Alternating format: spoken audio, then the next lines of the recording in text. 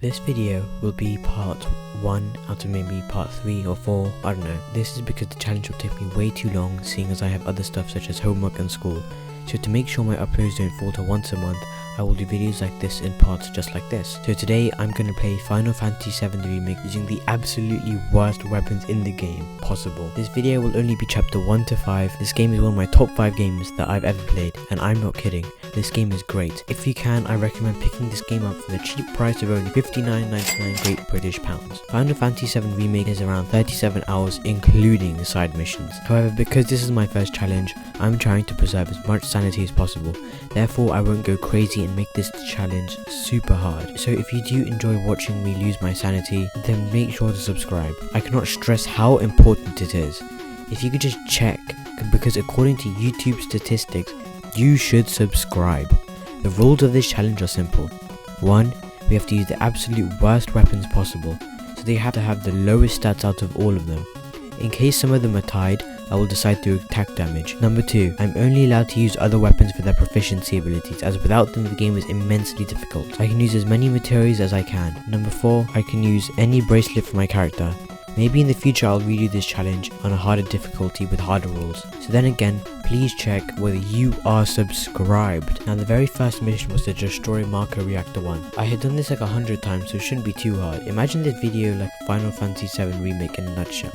You've been taught the tutorial of how to fight, and I'm gonna need it. Like, I haven't played this game in 3 months. I've been so busy playing other games. Spider-Man, Ghost of Tsushima, you know what I mean. Anyway, I'm traveling and fighting these dudes at the speed of light, and boom, I'm here. I'm about to fight the Scorpion Sentinel boss. Anyway, we won, no surprise there. But we then had to escape really quickly because of the bombs timer. And then chapter 2 starts. Chapter 2, a fateful encounter. Also where we meet one of the main characters, but we don't know that yet, do we? So we're going through this dirty, dusty tunnel, and we make it on the other side. And then we find that we did much more damage than we were supposed to. Apparently we were only supposed to blow up a small part of the reactor.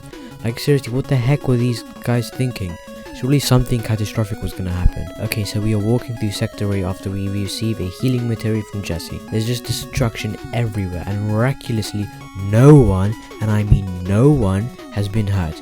Like, dude, the sky is falling and everyone just happens to dodge every single piece.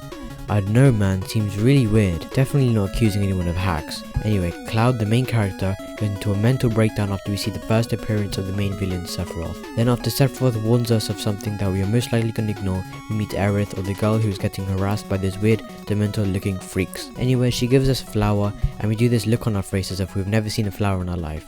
But then those weird dementor dudes return, making her run off. Then out of thin air, those Shinra dudes are like, "Surrender, please, I have a family, I just want my salary." So I have pity on them and only take off their limbs. Psych! I kill them. Suddenly dogs and all sorts of dudes chase us around until we get surrounded by some more dudes. And yes, it's too early for our extremely heroic and overpowered main character to give up. So he jumps onto a conveniently timed train, and oh my gosh, our friends are also there. What another coincidence that will never ever happen in real life. Fast forward some time we meet Tifa. Oh, and Marlene, I forgot about her. I think that flower that Aerith gives us get more screen time than her, but that's not important. We give her a flower and then she gives us a place to stay. We wake up in the middle of the night to see our psychotic neighbor doing voodoo rituals, but it's okay. In the morning we try to do some quick side quests to gain some quick money. We get a new sword, we get to play as Tifa. She's super overpowered with the right builds, however we won't be using any of them. We return to 7th Heaven where we play darts until we are number 1. It's kind of a must every time we play this game. Tifa offers us a drink, then disappears to go conspire with the other Avalanche members. Then after being kicked out of the bar, Jessie asks us if we want to take part in another mission. Of course we have no option, so we say yes. We wait until the sun goes and then we go onto these bikes. Now this is one of the most easiest mini games, however we have to do this again at the end of the... You know what, I'll just leave it until we get there. Anyway, we infiltrate Jessie's house and we find that her dad suffers from Marco poisoning. We steal his keycard and run into a big Shinra warehouse where we fight this crazy biker dude who has some weird thing for people dancing. Oh wait, wrong person again. We beat him. He's extremely easy compared to hard mode, which I may have given up on. I'm into chapter 16 out of 18. I was like, I can't be bothered anymore. We return to Sector 7 slums via parachuting. Then we drop off Wedge, we go to Jessie's place, she says goodbye.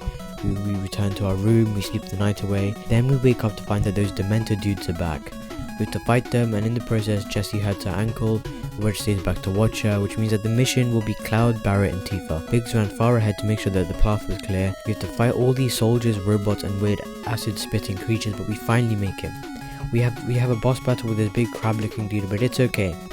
We make our way into the weird power plant looking place. I hope you guys enjoyed it. I spent ages working on the script, editing and even recording because it'll take ages to finish the game. So thank you all for watching this, and see you in the next video. Peace.